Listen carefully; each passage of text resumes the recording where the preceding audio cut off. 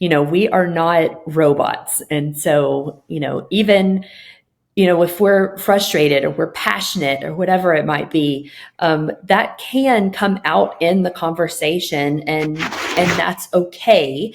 But I think when you become overwhelmed, you become automatically angry. That's when it becomes counterproductive. And so it's really finding that balance of what does it look like to have healthy emotion when you're going into a time of conflict. And, again, take it back to the prayer, but making sure that your heart is right before you go into a conversation. And maybe sometimes you need a little bit of time. It's not going to be productive for you to jump right in and have that conversation with them if you are really angry about something. But kind of taking a step back, letting yourself calm your emotions. Welcome to the Today Counts show. Today does count because it impacts, it influences your tomorrow and the day after that and the day after that. The Today Counts podcast is sponsored by the generous donors of the Lead Today community. I'm your host, Kim Piper.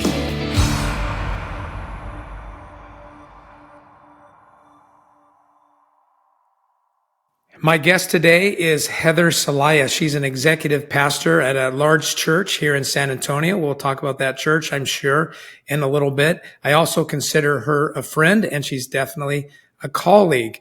Heather, welcome to the show. Thank you. I'm so excited to be with you today. Heather, I sat in a meeting not long ago, and I said this to you off air, so to speak, where, I've kind of become a bit of a butthead when it comes to, do I have to go to another conference? I mean, I'm getting up there in years, and I know I can still learn things, but I do have this thing about me where I've got a lot to do. I got a lot on my plate, and to sit down and listen to something else. I mean, I don't even like listening to myself. So, but you gave a presentation that had something to do with managing conflict. Has something to do with better communication, leadership in that realm. And I was struck by it because it was simple yet profound. It was usable. I could apply it right then. And if you remember, I asked you right at the end if I could steal it, if I could use it in my own ministry, in my own business, in serving other leaders. And of course, you were gracious in that. So why don't we just jump in? I think if I remember right, your proposition statement starts with something like 4 steps. There are 4 key steps to communication in regards to managing conflict. So if that's okay, I would just love to see you dive in. Yeah, absolutely. Well, I think, with our team, one of the things that we were recognizing is that we have some artificial harmony on our team. And I think as leaders, we often tend to shy away from conflict because we're scared of it. We don't want to get into the weeds of things. We almost would rather just ignore it and hope that it goes away. We know that that is not the case when it comes to issues. And so we just really dove in, and I thought, what are just some tangible things that we can put our hands around when it comes to conflict? And the first thing that I kept coming back to was just setting clear expectations. And so that's the first step. As leaders, we can't be frustrated by people not meeting our expectations when we never set them clearly in the first place. And so it really comes back to communication and making sure that our team knows exactly what it is that we expect of them. I think one of the big contributors of conflict is often insecurity. If people feel insecure, if they feel frustrated by what is in front of them because they don't have clear guidelines, you're not going to have a healthy team. And so it really comes back to implementing some of those strong systems, setting clear expectations to the team so they can succeed. Because I think at the end of the day, everybody wants to do a good job, but often we don't set our teams up for success because we don't tell them what that looks like. Yeah, I know for me as a leader over, the decades, when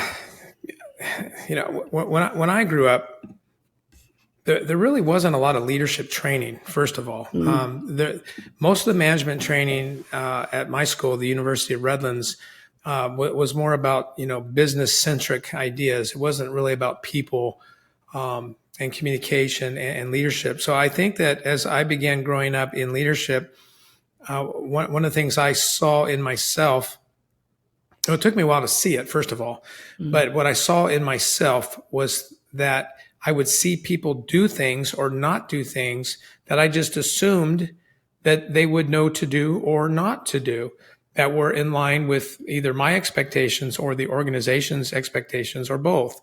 And so setting clear expectations, I know this probably sounds bad in 2023, but that wasn't obvious for me as a young leader. Maybe it's because I was just trying to do my own job and I hadn't quite bridged the gap from doing stuff to leading people in leading people. yeah. Well, and setting expectations and making everything clear, it takes time. So I Yeah. think sometimes as leaders, we hit the ground running. Our organizations are moving very quickly. So when we bring new people on, or when we're checking in with those that we're already leading, we're so fast paced that I think we miss such an important piece of really going back to the basics and what is it that we need them to do. Yeah, yeah, that's good. When you talk about setting expectations, can you give some examples for what you mean? Yeah, so I think, all organizations, businesses, we have job descriptions and roles and responsibilities for the people that come into our teams. But how often do we go through them on the very first day, or maybe within the first week, but then we don't revisit them? And so in our organization, we've been really taking some time to go back through those and resetting what those expectations look like, because we know over time roles and responsibilities shift. They morph into something different. I also love to go through with my team and sometimes do some 90-day evals on them to set the expectations of over these next 90 days. This is what it looks like to move the ball down the field. This is what it looks like to score and to have a win. And I think that helps, especially young leaders, know what it looks like to succeed in your business or your organization. Yeah, because otherwise, if we give everybody on our team right now the benefit of the doubt, and we're not being clear in our expectations, it's not that in their minds they're not performing, but they're doing what they think they should be doing, or what they Right. want to do, or what they're good at. All of those things that Peter Drucker says are not necessarily related to doing what needs to be done, Right. as one of the most important parts, of being a leader. So setting clear expectations. So that's not just a one thing. That's not just a one-time thing on the front end thing. It's a regular thing. It's a Right. cultural thing. Is it not also a short accounts thing? I mean, it's just something that we keep, going over and over and over, because those things that we stop talking about, we probably don't really care about. Right. I think it's, setting up those monthly check-ins, those one-on-ones that you have, but also being able to make some plays when you're out on the field. Sometimes it's those in the moment coaching. Let me grab you for a minute. Let's chat through this last weekend, or this last week of work, whatever it might be. But making sure that they're scheduled and you're having those accountability moments with those you lead.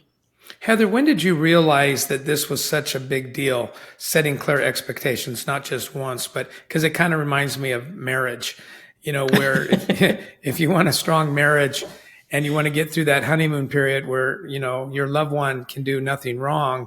I mean, there's some work, there's some habit, there's Right. some mindsets that, have to be in play.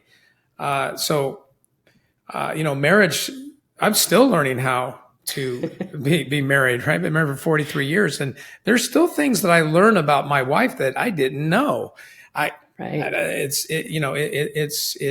hard to believe. But when did you start in your career? When did you start grasping this idea that, man, clear expectations is a regular thing, not just a ready, set, go? Right. It's funny that you mentioned marriage, because that's really actually where it stemmed from with me, of Oh, just, years of counseling with my husband and I of learning how do we communicate better, and noticing that the frustrations that we had in our marriage could almost always be directly related to a lack of clear communication and lack of setting expectations, because we have what we expect to happen in our mind, but if we don't verbally say that, 9 times out of 10 they're going to fall short. And so I really started just applying that to my work life, because I thought, man, I spend just as much time, if not more time, with these people that I lead and my colleagues than I do with my husband. And so if it works at home, then it should be able to translate into work. And it's made a big difference. It's something I'm consistently working on. But when I'm noticing that my team is causing me some frustration, going back and setting expectations and resetting expectations is always, always where I start. And normally it ends well after that. Everybody's on the same page and happy. Yeah, communication. I know that one of my board members read a book that I recommended to my board, and they enjoyed the book. In fact, it's one that we propagate at North Rock Church. But one of the things that he came back and said is that it didn't have anything about communication. If there's anything that he had learned in business, communication was central, to everything, which I thought was a good point. All right, so you give 4 steps, and that's the first one: set clear expectations. What else would you say? Yeah, I would say the second is just to give consistent feedback. So kind of how we mentioned earlier, making sure that there's those check-ins, those scheduled meetings to be able to give feedback. But I think sometimes we miss out on giving the good feedback. We talk about a lot in conflict, kind of making the sandwich. You start with something good, but there's so many ways throughout the week where you can acknowledge your team and affirm them, make sure that they feel appreciated, because that really sets the tone when you do have to say something difficult, when you do have to coach them to something that may feel a little bit uncomfortable to them. And you've already set the stage to where they know that you love them, that you're in their corner, that you're for them. And so I think giving that consistent feedback, whether good or whether it's something that they need to improve upon, it's important. Culture, it comes back to culture. It's creating a culture of feedback, so that it's always expected on both ends. Do you believe, some people say, I don't need affirmation. Do you believe that? Oh, no, I don't think so. But I'm a words of affirmation girl. So That's one of your love languages. That is one of my love languages. Absolutely. So I think because I know that I need it, I tend to give it to others, and try to encourage and be a little bit of a cheerleader for them, because I think you need a cheerleader, but you also need a coach. And so it's finding the balance between the two. Yeah, as serious of a person as I am and as competitive as I am, I'm still amazed how many people try to sweep away the importance of encouraging others, affirming others. It's just, to me, it is the water, of relationships. And it's not that, we are to throw around untruths or hype up something that doesn't need to be hyped up. But to me, it is just, I'm not even sure what word I'm looking for. It's not common sense, but it's just an awareness of how much we need each other, and we do need to be encouraged and affirmed. And so, pointing out when somebody does a good job, is critical. And I'm surprised how many leaders I run into, to be frank, they kind of overlook that. To your point, they only seem to have a real conversation, when something goes sideways. So consistent feedback, it kind of goes back to what I was saying before, does it not? Is those short accounts. That famous book, The 1 Minute Manager, talks about both of those: 1 minute reprimands, but 1 minute praises, and just, constantly, having that synergy. I didn't play football for very long, but when I did play football in high school, I did really enjoy the camaraderie, particularly on game day, because we didn't have time sometimes to sit and draw things on a napkin of what we wanted to do. We had to be a little bit thick-skinned, realizing that we're all about the same thing. So we would get in each other's face about missing a tackle, or by not covering somebody, or being tempted, to run outside of our responsibilities. But we also would get helmet butted and slapped in a loving Yeah, way when we did something good, and football is that weird male bonding thing, I guess. It really is funny when you think about it. They smash into each other, try to destroy each other, and on one side, they're arguing, laughing, loving, but maybe that's too far of a stretch. But to me, that's what a team feels like. It's just that yeah, constant, yeah, let's do this well. So set clear absolutely. expectations, give consistent feedback. But I think you got more to say than just affirmation. Well, yeah, because we have to also address the feedback that's uncomfortable, and I think as leaders, we can shy away from that and almost ignore issues at times. But I think about anytime I've been on a team when there is some type of an issue going on, I think we're always standing around wondering, when is the leader going to actually take care of this? So Mm. often the team, they know what's going on before sometimes we do as leaders. And so when we're ignoring things, it really questions our integrity of whether or not we're going to, figure out where the smoke is coming from and actually take care of the problem. And so giving that consistent feedback, again, when we're doing those check-ins, when we're giving the little quick tidbits on the sidelines, it makes it so much easier when we have to go back and actually give the difficult feedback. And recognizing feedback gives us an opportunity to grow. It's those muscles that we have to stretch, that we have to lengthen, if we're going to grow as leaders. And so finding that time How do you know when every you're time. how do you know when you're working with somebody, and though it's an opportunity to grow, as you said, how do you know that you're dealing with somebody who authentically does want to grow versus somebody who doesn't want to grow? Yeah, I think, we always have to be willing to ask for that feedback.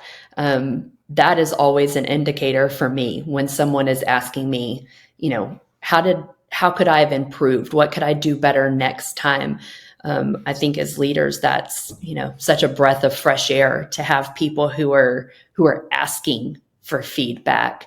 And that really leads into the next point, which is just a willingness to receive feedback, because if we're going to give it, we also have to be willing to receive it. And so there's that growth on both ends of it. And that's where I keep coming back to the word culture, of having a culture of feedback and making sure it's built in to the day to day of your organization.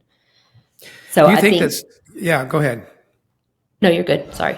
Do you think that some leaders struggle with this because, and maybe in their subconscious, they should know everything, they should be able to do everything, close to perfect, or what causes a leader to, in these relationships, not to be, a lack of willingness to receive feedback, and I think kind of, if I'm following you,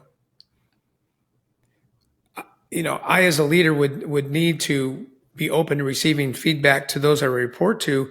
But I think the context of what we were talking about was also, we might get feedback from those that we lead coming Yeah. coming back to us. I think that's the holistically what you were saying, is it not? Right. Yeah, because, I think about in our organization, we're giving feedback to those we lead. Those who, the person who leads me is giving feedback, but also just as colleagues, side by side, being able to give feedback, knowing that it's going to help move the ball down the field. It's going to make us better.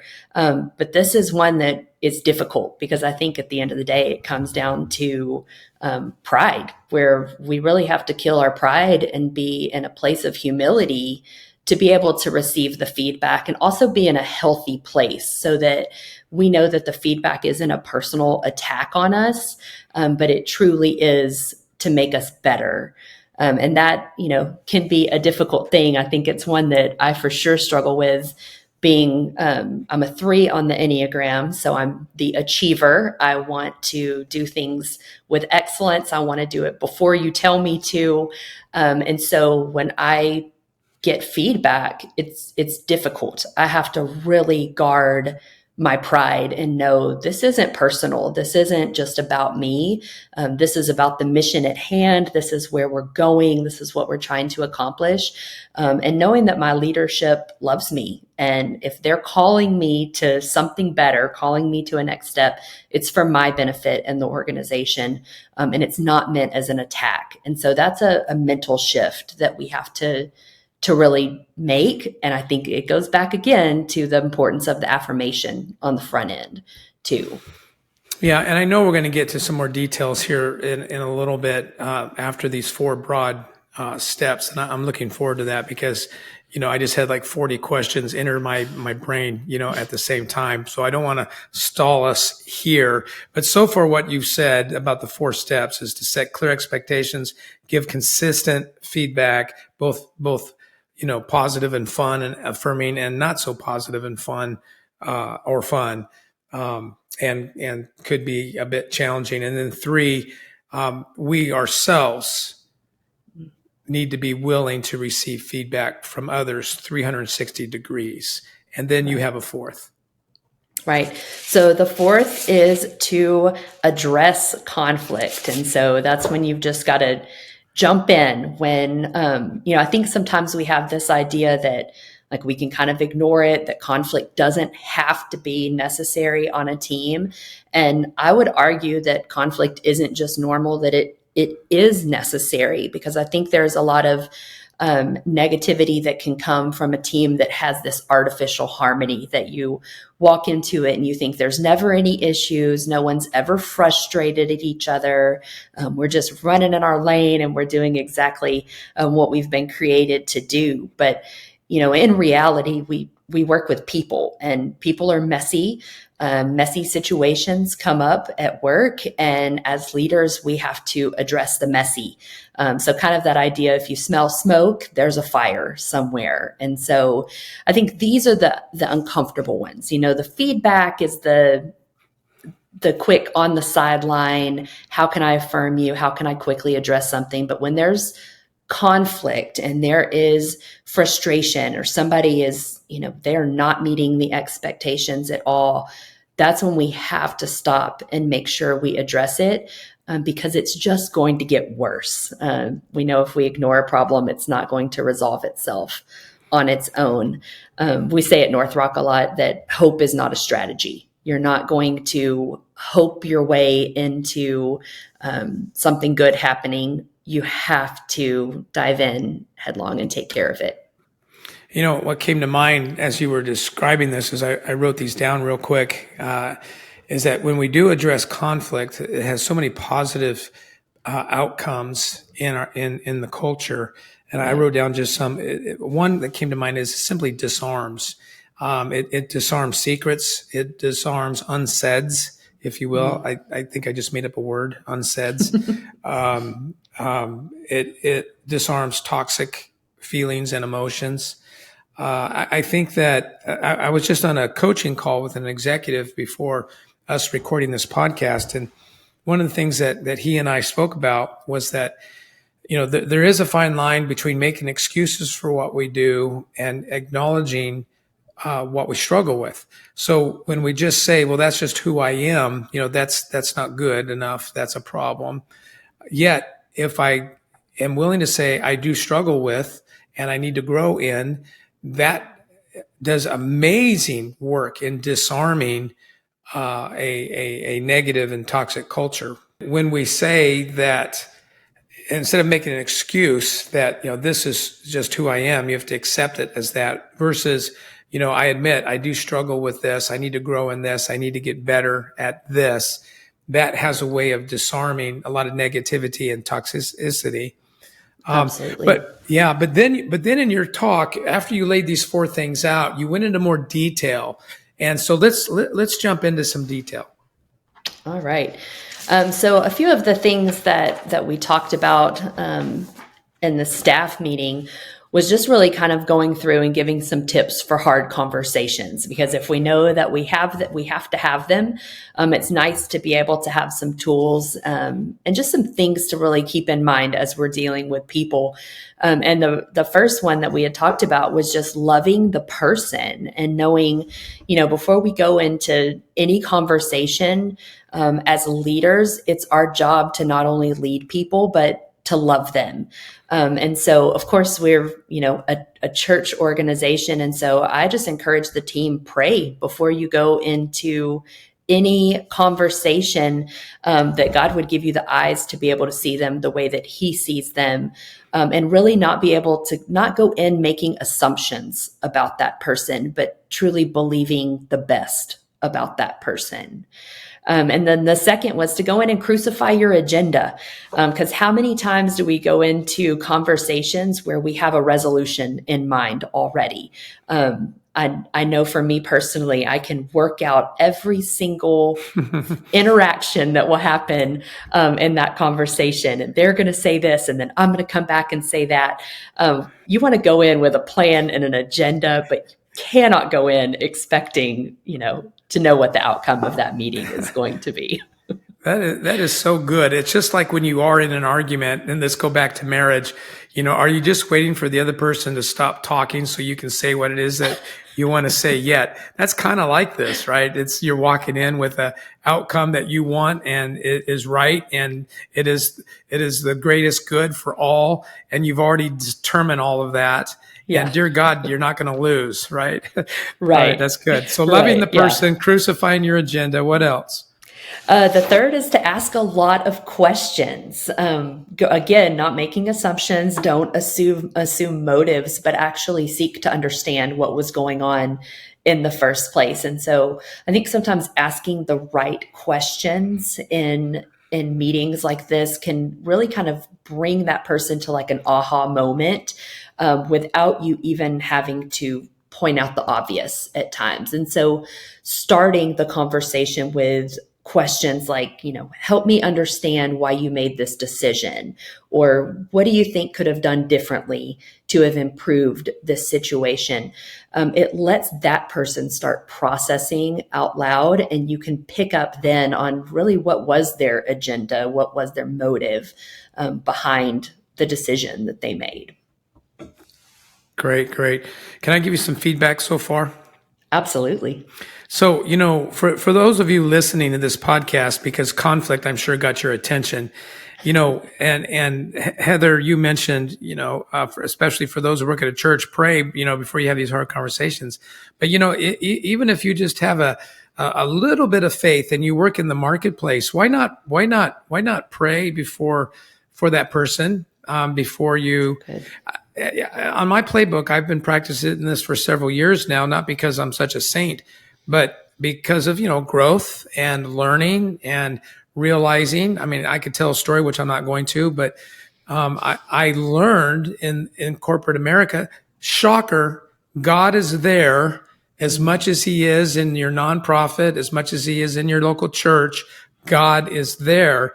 And now when I know that I'm walking into a meeting in corporate America, or I'm walking into a church meeting, or I'm walking into a neighborhood meeting, or I'm walking into a family meeting, I'm walking in is to pray, not just pray for the meeting, not just pray for God's hand to be on it and in the meeting and His presence in the meeting. But I have found it, Heather, really powerful when I pray, if I'm coming to a meeting with you, to pray for you. To pray for you, that God would bless you, that God would give you favor, that God would surprise you with wonderful experiences in life, that God would protect you. And a lot of times you can say that in your mind, pray that in your mind, literally as you're walking down the hall, ready to walk into that office. So I just think that, and one of my mentors, Lloyd Lewan, said that you always have to separate the person from the issue, that you, or the performance. Separate the person from the performance.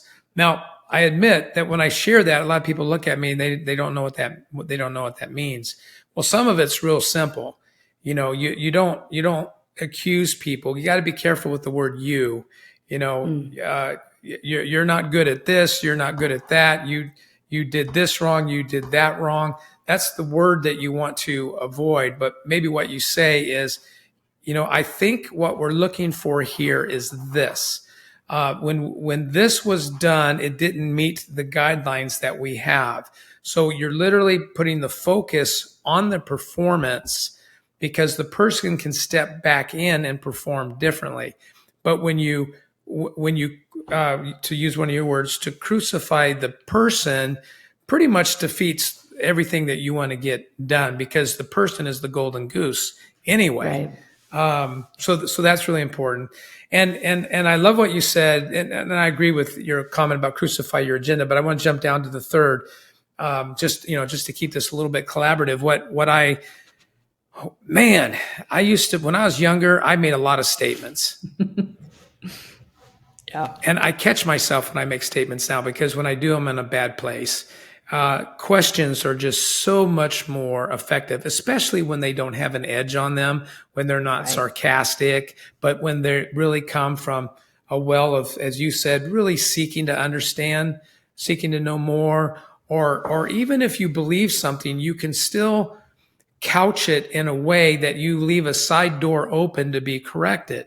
In other words, I could say to you, Heather, I know that my experience isn't exhaustive, but I've gone through this enough to where I feel pretty convinced that, this is kind of how we should approach it.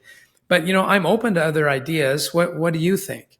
So here I'm being strong, but at the same time, I'm recognizing that, I'm not omniscient. I don't know everything, in spite of my experiences, in spite of those kinds of things. Right. Well, I think, like you said, that prayer disarms, questions disarm as well, because when you come in with statements and you're frustrated and you're angry, it's automatically that person is going to go on the defense, and, gloves are going to come up and they're not going to be able to hear effectively. And so disarming that, through those questions, it kind of levels the playing field a little bit too. So they don't feel like you're coming at them. You're really coming alongside of them to figure out what the solution is. Yeah. Good. Okay. I'm learning. Keep going. All right. The fourth one is to settle your emotions. And, we are not robots. And so, even if we're frustrated or we're passionate or whatever it might be, that can come out in the conversation, and that's okay. But I think when you become overwhelmed, you become automatically angry. That's when it becomes counterproductive. And so it's really finding that balance of, what does it look like to have healthy emotion when you're going into a time of conflict. And, again, take it back to the prayer, but making sure that your heart is right before you go into a conversation. And maybe sometimes you need a little bit of time. It's not going to be productive for you to jump right in and have that conversation with them if you are really angry about something. But kind of taking a step back, letting yourself calm your emotions. Jim and I, we both have laughed at times about when I get frustrated or I get angry. Jim can always call me out in a meeting because my hands shake. So I have to maybe sometimes put my hands under the table so people can't catch on to that. But that's often my indicator of, I know I probably shouldn't be having this conversation right now. My emotions are running way too high and I need to take a step back. So, so much coming back to EQ and just that emotional awareness of how you're feeling in that moment. And can you go into that conversation and it be productive? Well, hopefully when you're having these hard conversations, you're in a culture of grace, and empathy. If you're not, that's probably another podcast of in that sense. But I think that, for me, I think I turn really red. I get red Now I get red when I'm in the sun. I get red when I get embarrassed, and I get red when I'm really not prepared emotionally to speak about something. So it's not always when I'm red, but when I am red, someone might say, "Wonder why he's red? Is he's because I do have a ruddy complexion, so I'm generally red anyway." But I feel I feel the pressure, up on my Mm, face. I feel the heat in my face when I see your handshake. Whatever was being said, whatever was going on, I immediately go into protection mode of you. And hopefully, whatever your tell card is, you have people around you that loves you hmm. enough to maybe, say, well, why don't we talk about this, a little bit later or whatever. But another thing Right. we can do is, instead of having tell signs, we can do what you said earlier, or implied at least in some way earlier, disarm it by using words to describe your emotions. Right now I'm angry. Right now I'm Hmm. working through anger. Right now I'm working through frustration. Right now I'm working through confusion. Right now, so let me please give me some time to think through this so I can, articulate in a way that is better. I So think where good. we're going here in this podcast is, for those of you listening to this podcast, this is something that I would suggest to you, that you don't just listen to from beginning to end, but you somehow, I know that you can mark it as a favorite, and that you would somehow keep a mental note that when this season comes. Now, for me, it seems like I'm always having hard conversations, so I need to listen to it, on a regular basis, because it's part of my ministry. But and it is a ministry, right? Having, one of the things that I believe the church should be a safe place to hear a dangerous message, because what So the good. what the church teaches is so opposite of what the world teaches. We do create conflict just by sharing the gospel, and so how we share the gospel is darn close, if not as important as the gospel itself. Mm, And I think the way in which we lead is just as important as leading. So settling our emotions, reminding, I think, another thing I would throw in here, Heather, just for fun, because whenever I talk to you, it loosens up memories and thoughts and things that I've learned mostly the hard way. But if we don't settle our emotions, we can often make a good decision bad. And mm. the way we make good decisions bad is rarely the decision itself, and more about the how and the when we carry out the decision. And so, That's good. yeah, this whole emotion thing is big deal. All right, I interrupted you there for a bit, so I'll let you No, it keep was going. gold. It was gold. Interrupt away. The fifth one is to refuse to become defensive. And so, just a culture saying we have in our organization is that we share the credit, but we take the blame. And when we defend ourselves, we start making it really clear in our minds and in the minds of others that it's all about us, that it's not about others, that it's not about the mission at hand. And so, I think that we have to remember we're on a team, that this is, you hear it said all the time, there's no I in team, but so Yeah. often we make it that way. We make it all about ourselves. And so, in some ways, being able to kind of reframe the situation. I was told so many years ago by a coach of mine to kind of take the situation at hand and act as if you can hold it in your physical hand, kind of be able to take a step back from what's going on and really look at the situation clearly. And so oftentimes when you do that, I think you recognize this isn't personal. This isn't about me. This is a way to make me better. And so it goes back to the kill your pride. It all comes full circle. We've got to lay our defenses down and get back to the heart of the issue. When I was in seminary, I heard something very similar, but it was just a little different analogy. Because when we become defensive, to your point, we feel a certain level of threat. And what I remember what the professor said, this was in some sort of pastoral care kind of a course where, they were helping us deal with folks that were going through difficult times. Which when I was younger, that was definitely not my lane. But, probably because I, as a person, experienced threat, he resonated with me. And then what he said is, very similar to what you're saying, but he said, in your mind's eye, and then of course he had to give us some theology. He said, isn't that interesting, that phrase, in your mind's eye, because that's what differentiates us from the animal kingdom. They don't imagine themselves over there or going to the beach, or, they just do what's right in front of them, or better yet, they make habitats where we make cultures. And it's a completely different thing. But he said, in your mind's eye, put yourself in the middle of the room. And then as you slowly walk around yourself, because like how you see a picture of yourself that's not right on, but it's to the side or from the back, and you go, yeah. Oh, that's what I look like? I didn't even know I looked that way, right? So you put yourself in the middle of the room and you begin to walk around yourself with your recollection, asking yourself the question, why am I feeling threat right now? Why am I feeling threatened?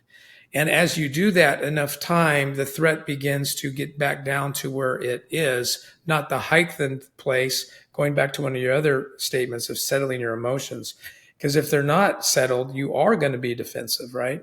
I mean, these are all very complementary teaching, that you're sharing. Refuse Absolutely. to become defensive. Yeah. Yeah. And it comes back to the health of who you are as a leader. Are you caring for yourself? Are you making sure that you are healthy, emotionally healthy, physically healthy? Because the weight that we carry as leaders, it can be a lot at times. And so we have to make sure that we're in a good place if we're really going to be able to kill our pride and stay humble. And then the last one that I shared with our team was to say the last 10%. And that's not leaving things unsaid, not beating around the bush, just lovingly and securely being able to look the person in the eye and be able to say the hard thing. And so oftentimes in meetings, we'll hear that in our organization where I'll have those that I lead say, Pastor Heather, can I say the last 10% here? Like I have a last 10% comment.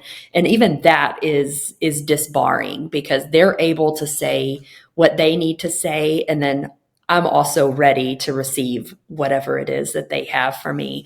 And so it's really being able to speak the truth in love and not letting those roots of bitterness take place. Because if you come out of a conflict situation and there is something still that's left unsaid, we all know that feeling where it's just, it's in your heart, it's in your soul, and you can't shake it.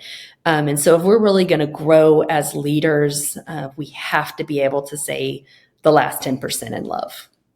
That's so good. And what do you think causes us to stop and not finish? Is it because the meeting was going well and so we thought it was not necessary? Was it, in your experience, saying that last 10%, what causes us to stop? Yeah, I think most of the time it's fear of not knowing how it's going to be received. I know for me, it can come from fear. It can come from feeling like a sign of weakness, that maybe I don't want to say that last little bit because it's going to make me look bad, or it's going to show that I dropped a ball, or that I'm angry about something. I mean, it could be any number of things, but I think most of the time it just comes out of fear of not wanting to say it.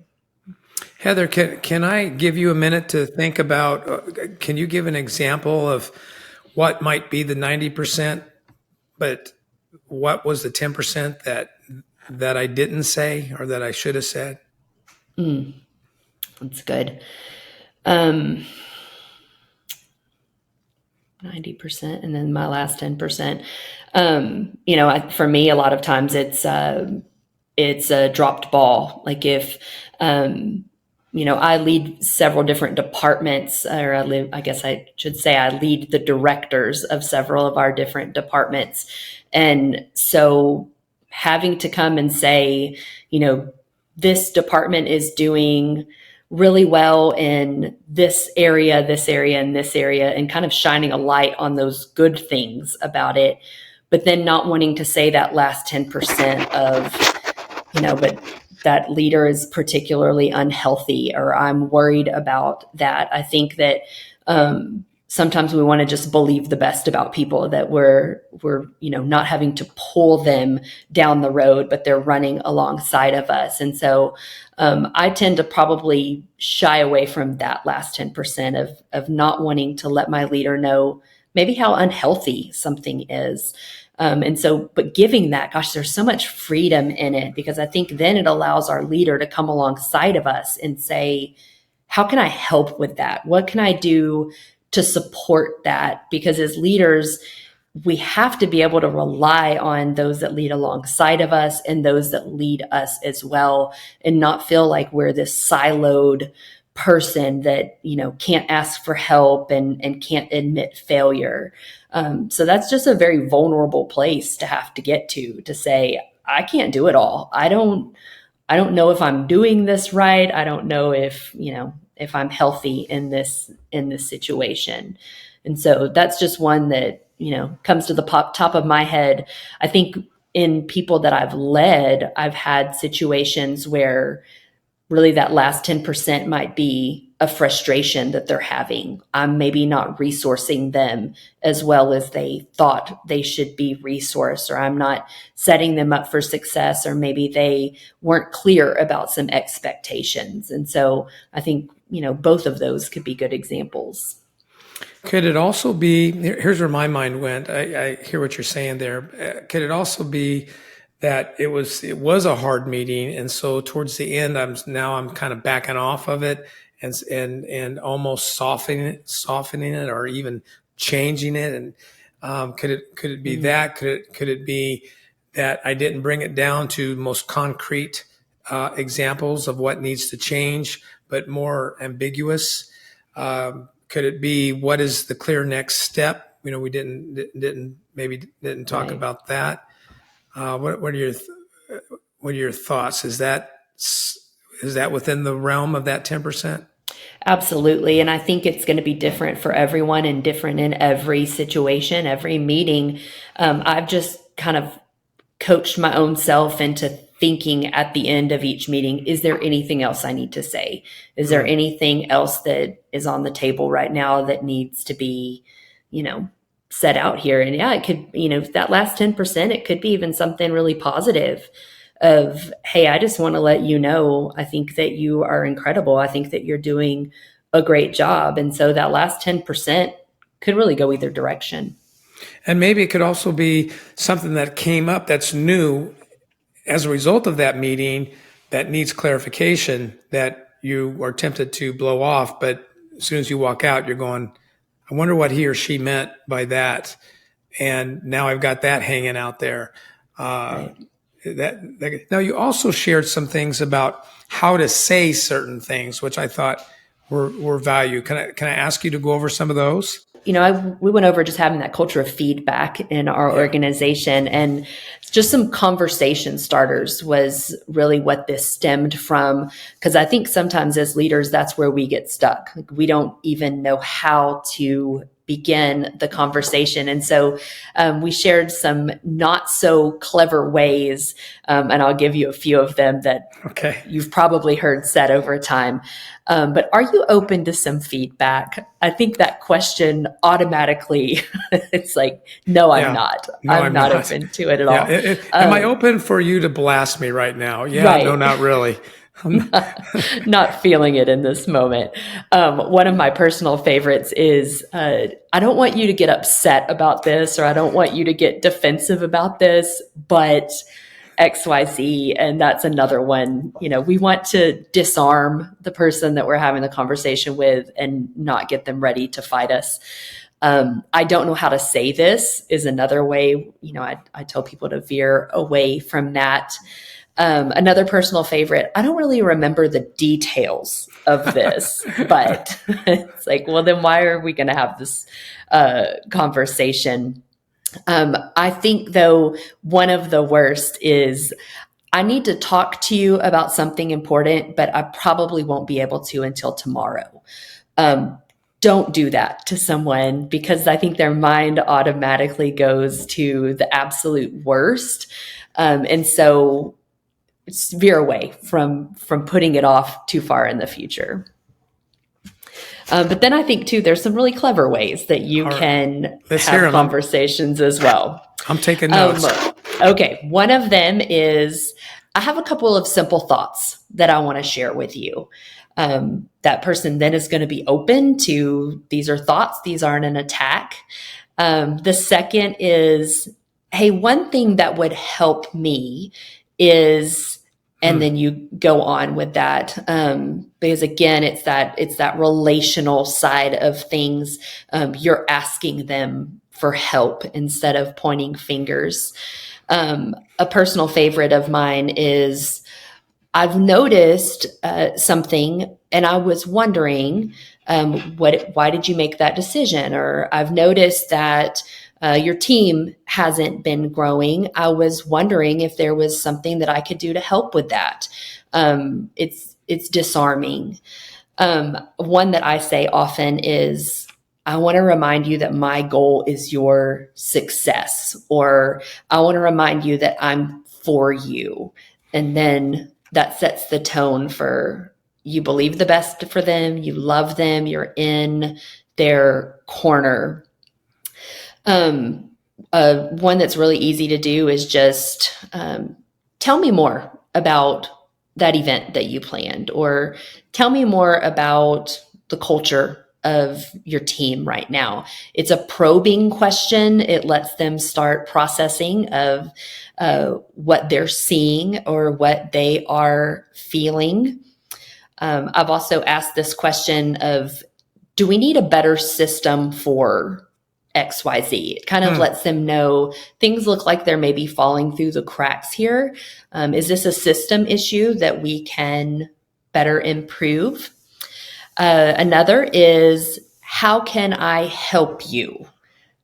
And then following on with the sentence. Again, it's just, I think disarming is the key that we keep coming back to, as making sure that people feel comfortable receiving what is about to be said. Asking a question of, am I seeing this right? What about trying XYZ? Or simply saying, I want to debrief our recent conversation, or I want to debrief. We're weekend heavy, of course, because we're a church. And so I'll say often, I want to debrief this last weekend. Let's walk through some of the things that I saw, or there's some things that maybe you could have done better, you could have improved upon. So it's, if you notice, most of those are questions. It's starting with a question. Yeah, I really like, can we talk about, or let's talk about, I like the straightforwardness of that, but the feeling that this is a collaborative, thing. Right. There's an implied acknowledgement that I don't know something. So the last thing I'm going to do is jump on you. You didn't say it exactly this way, but I know that I've used this before. I'm curious what facts you used in making that decision to do da da da da. That's not an easy question, because obviously I'm questioning a decision, but I'm also recognizing that there may be things I don't know. And, Right. and so I'm coming to that. I don't want people to listen to this think that leaders are soft.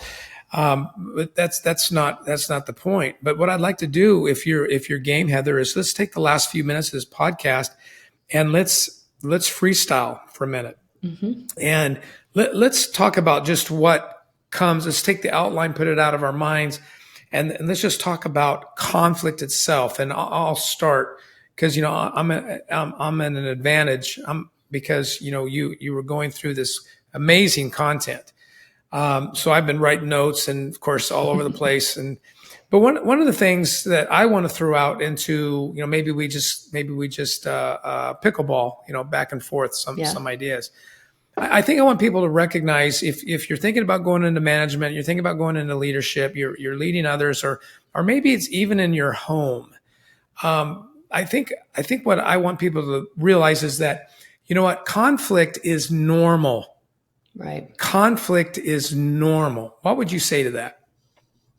Absolutely. I mean, like we said, we're human. We have issues that we bring with us to work every single day. And so, if we're going to pretend that there's not conflict, that's not going to be a healthy organization that you're in. And so, being willing to just jump into it. We've heard it said leadership is just a series of difficult conversations. And so, if you go in with that mindset, knowing I'm starting a new day and I'm definitely going to have some difficult conversations today, it kind of sets the tone for that of I'm going to address things. I'm going to make sure things are taken care of. I'm not going to ignore what is in front of me. So yes, conflict is normal. We cannot put our heads in a hole and pretend that it's not. Yeah, and I go back even to the person as where our self-talk. If our self-talk is all soft, I mean, we do need self-care. We need to give ourselves grace. We need to forgive ourselves. We need to celebrate, what we do well. But we actually can learn how to have hard and difficult conversations with ourselves. Yeah. We can say, you know what? I haven't been given my best this last few months. I wonder why. And then go back to that, walking around it and almost talking, with yourself. I think that's an important thing. I think leadership is a dialogue. And I'm a bit of a traditionalist in some ways, but when a man gets on his knees and he proposes, to his girlfriend, that's conflict, right? I mean, that step in could be good, Right. could be bad, right? Yeah. You don't always, I mean, hopefully you've stacked the deck where but Exactly. some don't, right? Some say, so you think there's a chance. So you're saying there's a chance. Oh my gosh. Yeah, I think sometimes we automatically think that conflict has to equal like a fight, that it has to equal just high tension and argument. And that's not always what conflict is. Most of the time it's actually not that. It's just having that tough conversation and being willing to dive head first into it, and expect the best of your team. It's always, coaching them to better, calling them to a better place. And, that involves growth, and growth is, can often be painful. And so, yeah, no, leadership is not fluffy and fun all the time. It's difficult. Yeah, absolutely. And when you're in conflict, I guess another thing we could say, could we not, is that it doesn't necessarily mean that you have an enemy. It Right. means that you're in conflict. Now, the listeners of this podcast, some might be older than me and can actually put a name to the cartoon that I'm thinking about. But there was a cartoon growing up as a kid, and for some reason I'm thinking there was a big rooster, and maybe the other one was a fox. I don't remember which, but This is like they would the coyote and the roadrunner. Similar to that, except these guys would actually punch in as if they're coming to work, and one would try to break in and the other one would smash them on the head, and they were enemies during the working hours, and then they'd punch out, and they would head to the local bar. I'm sure it wasn't a bar, it was a cartoon in those days, but that they were buddies. But Right. so sometimes as colleagues, sometimes as couples, we are in conflict, but we're not enemies. And sometimes when we're not when we're not skillful, when we're not knowledgeable about what conflict is, we can run too fast, and someone thinks, well, I need to leave, I need to resign, and I see that happen. In fact, I've been in conflict with, I don't know how many employees. And because we were in conflict, some of them thought, well, I just need to resign. And I would always scratch my head. I didn't understand. If I wanted you gone, I'd fire you. That's Right. not, what, we're talking about. And I also think it's interesting that's, and maybe that's childhood, maybe that's how somebody, I don't think it's temperament. I mean, temperament is part of it, but I don't think God would give us a temperament of quitting. I don't think he Right. would give that to anybody. There might be some that might lean more towards black and white and don't like living in the gray as much, but there is a gray, and that's where leadership is needed. So maybe I think another thing I'd throw out there, see what you think about this, is I think we have to work harder, even if we have to use more time and more words and more behaviors to make sure that message comes across.